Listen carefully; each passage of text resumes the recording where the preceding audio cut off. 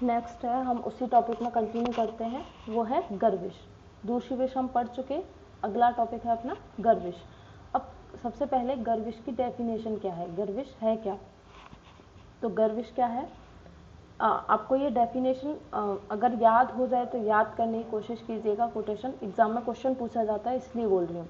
गर संयोगजम चा अन्यद रसंज्ञम गदप्रदम कालांतर विपाकित्वात् अन्न तदाशु हरन्त्य शून। क्या मतलब है इसका, कि जो ये जो गर्विश है, ना तो ये स्थावर विषय ना ही ये जंगम विषय। पहले तो आपको ये चीज क्लियर होनी चाहिए। जैसे दूषी विष कुछ भी हो सकता है, गर्भ जो स्थावर विष भी हो सकता है, जंगम विष भी हो सकता है, वो उनका कुछ छूटा हुआ पार्ट है दूषी विष। लेकिन गर्विश ना तो स्थावर है ना जंगम है। गर्विश क्या है, जैसे अभी हमने क्या बोला था कि हम कृत्रिम बना रहे हैं, न तो हमने प्लांट बेस्ड पॉइजन लिया है ना हमने एनिमल बेस्ड पॉइजन लिया है, हमने मैन मेड एक पॉइजन तैयार किया है। कुछ भी हो सकता है जो लेबोरेटरी में हमने तैयार किया है, मान लो उनके संयोग से अविष, और वो दोनों कंटेंट कैसे होने चाहिए, अविष होने चाहिए। अब जैसे इसमें एग्जाम्पल वही घृत और मधु वाला एकदम फिट बैठता है। घृत और मधु दोनों अपनी अलग अलग अवस्था में कैसे हैं, एकदम जो है वो अमृत समान है। घृत भी और मधु भी दोनों ही विष नहीं है, अपनी अलग अलग अवस्था में। अगर आप अकेले घृत का सेवन कर रहे हो तो वो एकदम आपको लाभ देने वाला ही होगा, इसी प्रकार से मधु भी। लेकिन अगर आपने घृत और मधु दोनों की समान मात्रा, इंपॉर्टेंट समान मात्रा, न कि अलग अलग, दोनों की अगर समान मात्रा का संयोग करा दिया तो वो भी एक गर्विश बन सकता है। ठीक है, आपको समझाने के लिए एग्जाम्पल दिया गया है। तो अब आप सुनिए क्या है गर्विश। स्थावर व जंगम विष के अतिरिक्त अविष द्रव्यों के संयोग से उत्पन्न होने वाले विष को गर्विश कहते हैं।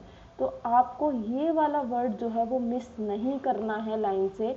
जिन भी दो द्रव्यों का आप संयोग कर रहे हो, चाहे वो 2 हो सकते हैं, 3 हो सकते हैं, कितने भी द्रव्य आप मिला रहे हो, वो अपनी अकेली अवस्था में, वो अपनी ओरिजिनल स्टेट में अविष होने चाहिए, विष नहीं होने चाहिए। यानी कि हम इसके अंदर ये नहीं कर सकते कि हम कुचला को और एरंड को मिला के गर्विश बना दें, नहीं, तब हमारी जो गर्विश की डेफिनेशन है वो फुलफिल नहीं होती है। केवल अविष द्रव्यों का जो संयोग होगा उसको ही क्या बोलेंगे, हम गर्विश बोलेंगे। तो अविष द्रव्यों के संयोग से उत्पन्न होने वाले विष को, 2 अविष द्रव्यों को आपने मिलाया, उन 2 अविष द्रव्यों ने आपस में रिएक्शन की, आपस में उन्होंने रिएक्ट किया और रिएक्ट करके एक जो नया फॉर्म बनाया वो कैसा था, विष था। वो विष बना जिसको हम क्या बोलेंगे, गर्विश। अब ये गर्विश क्या होता है, गर्विश का बॉडी पर क्या इफेक्ट होता है, तो गर्विश का पाक शरीर में देरी से होता है। यानी कि जैसे ही आपने कोई भी गर्विश वाला द्रव्य ले लिया तो उसका पाक शीघ्रता से नहीं होगा, बहुत लंबे टाइम तक उसका पाक चलता रहेगा, इसलिए यह शीघ्र ही प्राणों का नाश नहीं करता। तो दोनों की अगर दूषी विष और गर्विश में एक में जो है सिमिलैरिटी बोलूँ, वो क्या है, वो सिमिलैरिटी ये है कि दोनों ही बॉडी में लंबे टाइम तक पड़े रहते हैं, ये जल्दी ही प्राणों को नहीं हटते, बहुत लंबे टाइम बाद ये प्राण के लिए घातक होते हैं। यानी कि शीघ्र ही प्राणों का नाश दोनों ही नहीं करते, ये दोनों के अंदर सिमिलैरिटी हो सकती है। गर्विश का प्रयोग कैसे कर सकते हैं, कौन करता था गर्विश का प्रयोग, ये बहुत फेमस बात हुआ करती थी पहले, जब राजा महाराजाओं का ज़माना होता था उस टाइम पे गर्विश का प्रयोग किया जाता था। अब वो गर्विश क्या होता था, कौन प्रयोग करता था, तो सारे जो उल्टे सीधे काम होते हैं वो सारे कौन करती हैं, औरतें करती हैं। ठीक है, किस तरीके से प्रयोग करती थी गर्विश का, पहले रानियां करती थी या फिर दासियां ये प्रयोग करती थी। क्यों करती थी, दुष्ट स्वभाव वाली स्त्रियां पति को वश में करने के लिए, पति को वश में रखने के लिए रज यानी कि स्वयं के आर्तव का, बाल, नख व शरीर के अन्य मलों को अन्न में मिलाकर दे देती हैं। यानी कि जो पहले अंधविश्वास मानते थे तो उसके अंदर क्या था, किसी ने किसी को आके सलाह दे दी, और सलाह देने वाली भी दूसरी भी कौन ही होती है, औरत ही होती है, कोई आदमी सलाह नहीं देगा ये फालतू की।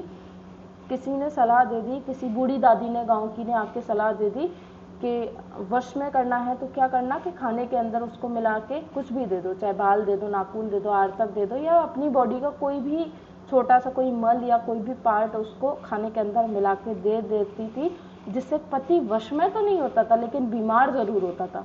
ठीक है, तो उनका थॉट क्या रहता था कि हम ये काम करेंगे तो उनसे उनका पति क्या हो जाएगा, वश में हो जाएगा। लेकिन ऐसा थोड़ी होता है, इन चीज़ों से कोई वश में थोड़ी होता है। तो वश में ना हो करके पति क्या होता था, बीमार होता था। अब क्या बीमार होता था उसको देखते हैं। क्या लक्षण देखने को मिलेंगे हमें उसके पति में? गर्विष सेवन से मनुष्य का शरीर क्रश व पांडु हो जाता है। क्रश हो जाएगा, एकदम क्रश, दुबला पतला हो जाएगा। अब दुबला पतला क्यों हुआ? क्योंकि ये बॉडी के अंदर शीघ्रता से पाक इसका हो नहीं रहा है। अब जब इसका पाक नहीं होगा तो उसको जो भी वो डेली आहार कर रहा है उसका भी पाचन ढंग से नहीं होगा, उसको भी वो ढंग से पचने नहीं देगा। और जब आहार का पाक ढंग से नहीं होगा तो धातुओं का प्रॉपर निर्माण नहीं होगा, और धातुएं नहीं बनेंगी उसके अंदर तो उसका शरीर कैसा हो जाएगा, क्रश हो जाएगा। रक्त की कमी के कारण उसके अंदर क्या हो जाएगा, पांडु हो जाएगा उसको, क्योंकि धातुएं नहीं बन रही हैं। और क्या होगा, ये जो पड़ा हुआ है विष, इसकी वजह से उसको आधमान, गुल्म, क्योंकि ये फालतू की चीजें दे रहे हैं ना उसको, ये जो है ये बॉडी के लिए एक फॉरेन बॉडी है अपनी बॉडी के लिए, तो इनके लिए क्या होगा, शरीर के अंदर वायु कुपित होगी, जिससे आधमान, गुल्म, ग्रहणी रोग और क्षय रोग। क्षय रोग क्यों है? क्योंकि शरीर क्रश है, धातुएं नहीं बन रही हैं, तो उसके अंदर हमें क्षय रोग या राजक्षमा भी बोल सकते हैं, ये उसके अंदर हमें देखने को मिलेगा। तो ये अब नहीं देखा जाता, गर्विश की पॉइजनिंग अब नहीं होती, अब तो बहुत डेवलपमेंट हो चुका है। पहले ये बहुत कॉमन थी, पहले ये बहुत ज़्यादा देखने को मिलता था। तो तब इसकी चिकित्सा के लिए क्या करते हैं, चिकित्सा के लिए हमें लेना है ताम्रचूर्ण। ताम्रचूर्ण को मधु के अंदर मिला के हमें क्या देना है, उसके पति को वमन कराएंगे, जिससे उसके हृदय की क्या हो जाएगी, शुद्धि हो जाएगी। अब वमन कराने से क्या होगा, क्योंकि उसका पाचन तो हुआ नहीं है तो वो वहीं पड़ा है, तो वमन से जिसका पाक नहीं हुआ है वो कहाँ निकल जाएगा, बाहर निकल जाएगा। इसलिए हम उसके अंदर क्या करवाएंगे, वमन कराएंगे। दूसरा क्या देंगे उसको, नाग दंत्यादि घृत का पान कराएंगे। जो उसके अंदर ये क्षय रोग और ये सब क्रष्टा वगैरह जो भी हो रखा है, उन लक्षणों के लिए हम उसको क्या देंगे, नाग दंत्यादि घृत का उसको पान कराएंगे। तो इस तरीके से हम क्या देंगे, क्या करेंगे, गर्विश की चिकित्सा। तो अब आप लोगों को काम क्या करना है, जो भी दूषी विष और गर्विश जो भी पढ़ा है, इन टॉपिक को दोनों अच्छे से पढ़िएगा, दोनों के अंदर डिफरेंस समझिएगा, दोनों की सिमिलैरिटी समझिएगा, क्योंकि दोनों के डिफरेंस का क्वेश्चन भी पूछ लिया जाता है। तो मेन डिफरेंस तो उनकी डेफिनेशन का ही है कि दूषी विष हम किसको कह रहे हैं और गर्विश हम किसको कह रहे हैं। ठीक है, ये आपको क्लियर होना चाहिए।